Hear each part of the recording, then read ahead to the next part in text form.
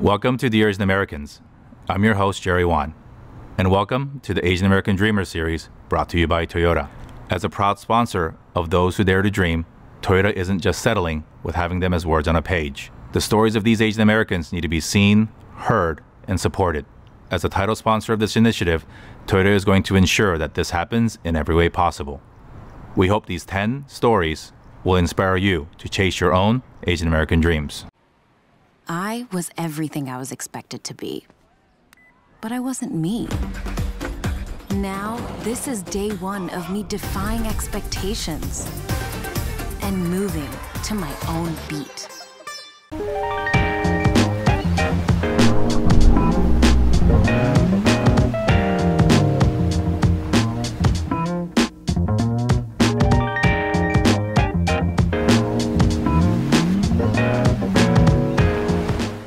Hi everybody, welcome to Dear Asian Americans. We are continuing our wonderful conversation series with our favorite Asian American dreamers.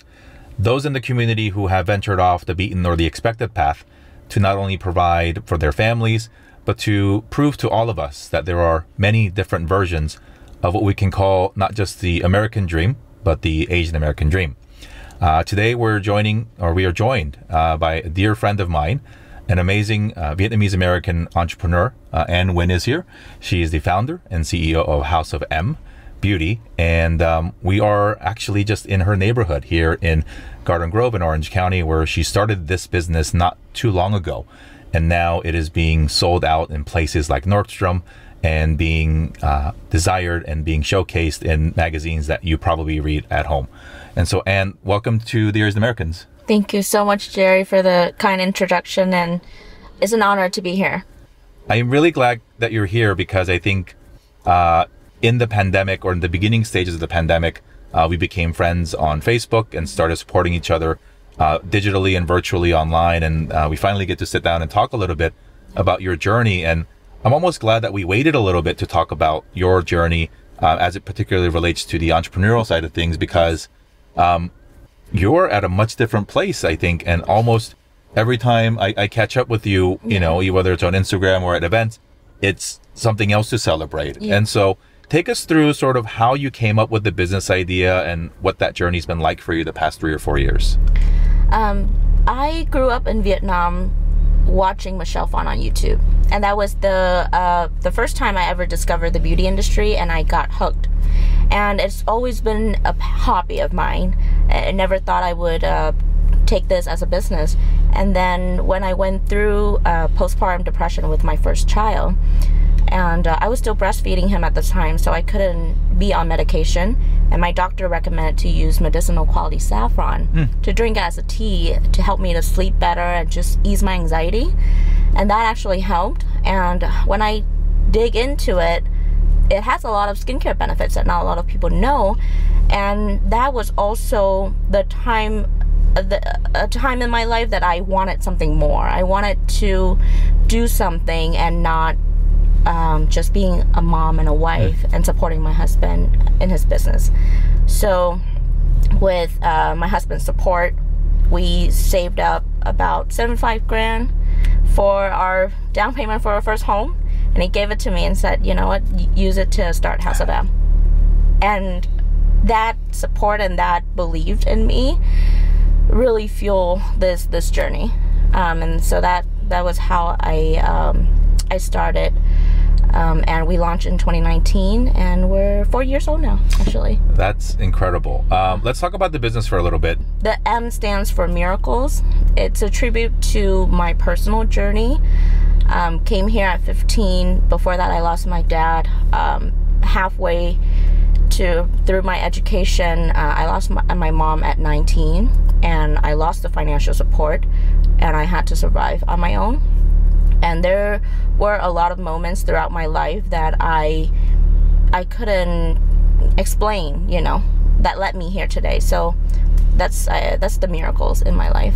And I think, you know, again, I think when people meet you or hear about you, particularly now in 2023, they, as it often happens, they just see the highlight reel of the most recent chapter, right? Oh, yeah. They're like, wow, it must be nice to be in Nordstrom and sell out. It must be nice to be in all these magazines, and you're going to all these events.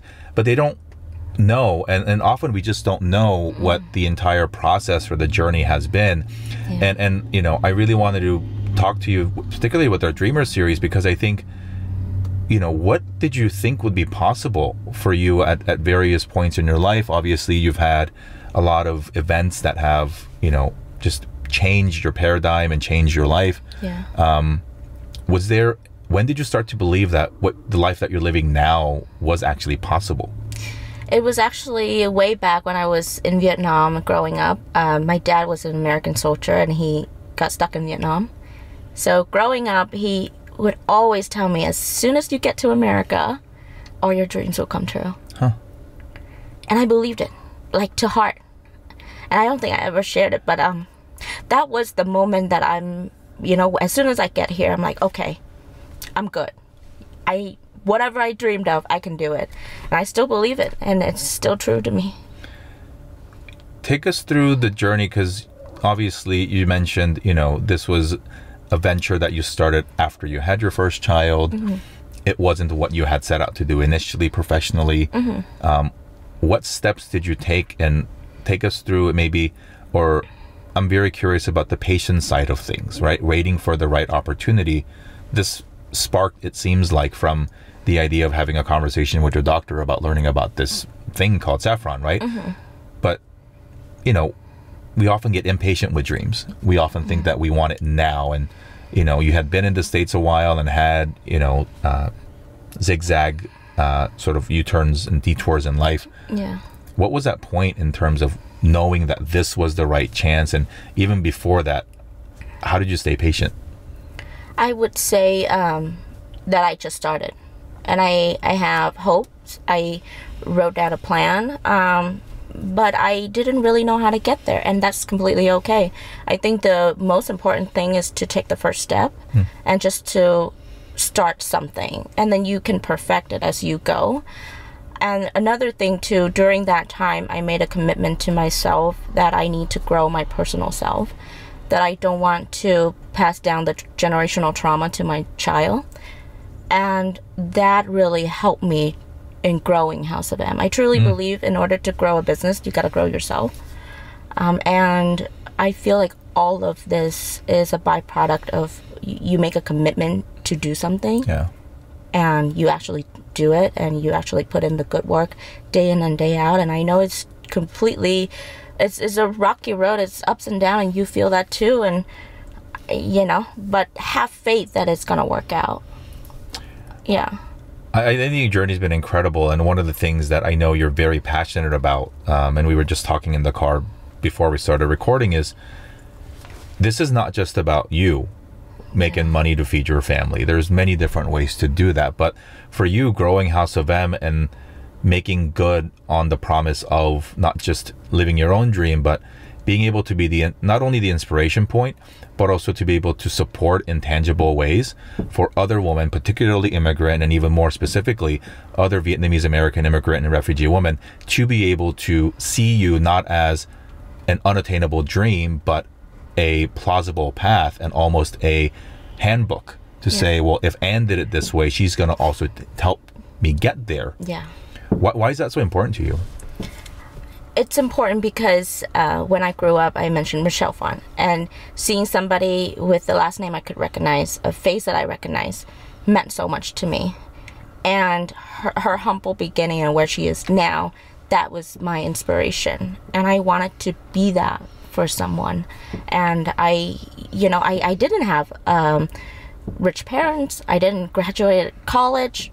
I didn't have millions of dollars of investment. And if I can do this, like, people can do it too. Anybody can do it. Yeah. What was it like to meet Michelle for the first time? Because now you consider her a personal friend. It's wild. It was a dream come true. I was shaking the entire time. I don't know. I blacked out for a moment there. And then when I invited her to our Nordstrom launch party, she actually came, and I got to thank her in person, and that was a full circle moment for me. That made the entire journey so much more rewarding, for sure. That's so cool. Yeah. One of your, obviously, you know, one of the things that people know about you perhaps is obviously you are now mother of 2 very young children. Yeah. So building this is, again, more than just a business. How do you balance that? Because this is becoming not just a small business, it's becoming a growing business, and you have teams here and across the world to help make this thing function. How do you balance, prioritize being a mom and a CEO, and what some advice to other moms or other women that may struggle with the belief that they can do both, right? Yeah. I would say there's no such thing as balancing. And I've heard a quote somewhere that basically for a working mom, you're juggling a bunch of balls, and some are plastic and some are glass. And when you drop, some days you will drop the plastic one and it's not so hard. Some day you drop the glass one, it would feel terrible. But regardless, for me, when I'm at home with my children, I pay attention. I'm there. I'm in the moment. I, do homework with them. I put them to bed and I feed them. And when I'm at work, I don't have as much guilt because I know I already, put all I could on the table when I'm with them. And I remind myself that it is for them too. And ask for help. I would say ask for help, hire help. There's no such thing as you can do it all by yourself. So don't spread yourself too thin. And when I went through depression, I learned that I gotta check in with myself. I gotta take care of myself first. So take care of yourself first before you can take care of everybody else. Yeah. And I want to thank you for being so open about your own journey, because I think talking about things like postpartum depression and mental health and taking care of yourself is not easy. Yeah. And also not something that we often talk about. Yeah. Particularly, for sure. We both come from countries where our parents and grandparents experienced the war and trauma, and sort of the go-to thing is don't talk about it, right? It will, and I think there's also this desire for them to protect us from that, and their way of protection was to never talk about it, not to process it. And so I think we're sort of in this middle generation to be able to pass to our children far more than just stories or far more than just opportunities and privilege, but to also demonstrate what it means to be open about some of these things. Yeah. What you mentioned that your father told you that going to America would be a dream, or that you can dream whatever you want to be. Do you think, how big was that dream, right? Because I think when we mention the word dream, there's no limit to what that word means, but it also means very different things to different people. Yeah. Tell us about sort of what he thought was possible for you. And I mean, you're building what is on pace to be just a household name, very, not just within our own communities, but just a regular mainstream brand name. And I think that's incredible, because not everybody can do that. And you're going to be a handful of Asian American women who've done that. I think for him growing up, he always, he taught me to be humble, but he always remind me that I am smart. I am somebody, that just because you're a girl doesn't mean anything. And he was such a feminist. So I believe that. And again, like I shared with you, House of M's goal earlier, but I don't think I'm chasing that. Yeah. I think what I'm chasing is to be an inspiration for someone, and to give hope to someone, to my community, to uplift my community. And along the way, I can bring people along. I can bring friends that are incredibly talented and share this opportunity and this journey with everyone. So I think that is a byproduct. Yeah. What we're gonna sell for, what we're gonna accomplish is the byproduct. Yeah. But putting in the good work and following my light and my essence, that's incredibly important to me. And I think that is my dream, and I'm living it. Yeah. I think people who know you also know you as somebody who spends a tremendous amount of time being involved in the Asian American business community, hosting events, attending events, and that I think is the stories that sometimes we don't hear, because again, people want to celebrate the highlight reel. Yeah. Talk to us about that. And you grew your business primarily during the pandemic when in-person events were not happening. It was a lot of virtual friendships that were happening. Yeah. You grew your business primarily online. Yeah. How was the community aspect and the intersection of community and business that you have not only benefited from, but that you want other people to learn about? Yeah. I think for us, we lean heavy into our community, our Vietnamese community here in Orange counties in particularly. And I'm very proud of that. We've built so many beautiful connections, and I prioritize that. I think right now with the beauty landscape, the beauty market, people start to wonder who's making my products that I'm putting on my face, and people prioritize and vote with their dollars of brands with authenticity, brands that not just slapping a celebrity name on it and call it a day. I'm sorry, I know it's controversial. And people that have a community that support them, and I value that. I value meaningful connections, and that has been, I would say, our success is just word of mouth of, you like it and you tell someone, and more importantly, you believe in what I do, you believe in House of M mission, and you want to help and you want to support. People tend to overlook that, but I would say more than ever now, you need to lean into your community. And I think so, because I think that's how you and I met. That's how I've met most of my friends now, that I think we are, however we do it, right? You're doing it in a different way than I am, and all of our friends are doing it in their own lanes. Yeah. But there's overlap. There's great overlap in our mission and what we want to do with the businesses or the impact that we're starting to build. So, ultimately at the end of the day, we want to provide opportunities for, whether it is our actual children or just children broadly, the future of our community, to make it a little bit safer for them, make it a little bit easier for them to survive in this country and to have opportunities that weren't so readily available to any of us. And that's regardless of where you went to school, or even if you did at all. Opportunities look a little bit different for immigrants in this country, for Asian folks, for particularly women. And so we got a chance to hang out with your daughter a little bit earlier. What do you want to say to her as far as what she can believe to be? Because from your father to you, the gap or the step that you took in realizing and continuing to build on that dream has been incredible. What's the message to your daughter and her generation of entrepreneurs or leaders? I would say dream as big as you want. And I went back to your episode that you had with the vice president, actually, and she shared that her mom came here as an international student at 19, and now her daughter is the vice president of the United States.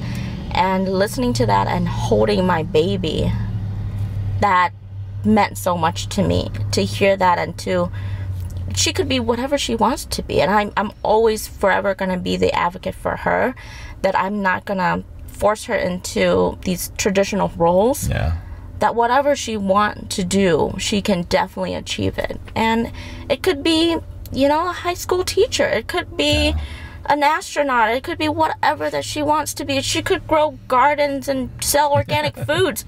I honestly don't care. I just want her to chase her dream, and that's the most important to me. And I think what you're doing in particular, though, Anne, is to provide opportunities so that it's easier, right? For sure. So we talked about, the ease of which you can pursue opportunities in this country still looks a little bit different for us, looks a little bit different depending on what you look like, what your background is. And we hope that the work that we are all doing and the doors that we're able to bust open and hold open for others makes it easy so that anybody can dream and still pursue that dream. Because I think it's obviously there's two different things. You can dream, but what's the process to get there? How easy is it to get education or have resources like funding or opportunities or networks? And what we're doing and what you're doing is to make it simply easier for the person, understanding that it was a little bit different for you, a little bit difficult for you to do that. And you've been so open about it, and the fact that, hey, I want to use my network, my privilege to be able to host conversations and teach both tactically and through inspiration with other Vietnamese American women to share the secrets, because I think we can all, there's no secret. Yeah. It's just a matter of who can we tell and who can we share. This has been incredible. It's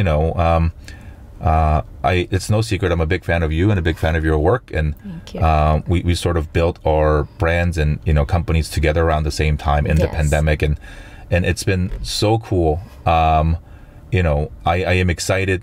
Even with that being said, I am excited even more because you're still early. The brand is still early, right? I think those of us who've been in the community and have been friends with you, we're been familiar with you and the brand for a number of years, and you're just launching in mainstream stores like Nordstrom, and maybe we can't share, but there's going to be more exciting news to share this summer and beyond about where you can find your product. And again, I think it's not the fact that that's the goal, but the fact that a Vietnamese American woman can start a company and get to those places. It's what that symbolizes. It's what that symbolizes for other people in your shoes and similar who can resonate with you, to say, hell, if she can do it, then I can do it. And she's going to teach me how, and maybe even she'll tactically support me in my path, because now you've been able to build a machine that can actually not just show, but tangibly help. And so I am so incredibly grateful for your friendship, your support, and there's things that you've done for me. I will share one thing. We were hosting an event in New York last summer, and I think I gave you 48 hours heads up, which was on my bad. And I said, hey, we're hosting a VIP event in New York. Is there any way we can get some product? And you had somebody in your team drive to my house an hour away with a day's notice to drop it off, so that we can share your product but also support what I do. And so incredibly grateful for you. 2023 is going to be a hell of a year for you and your company, and love your family and what they stand for, and just so being supportive of one another in the community, as we know that dreams are not built alone. We need support both from family and friends and community, and institutions that help us pursue those dreams. And so thank you for making time. And any final thoughts before we go? Thank you, and thank you for all that you do for us, for our community, for the future generations of Asian Americans. And I would say I get here today not on my own, definitely not, and I have a lot of great mentors along the way.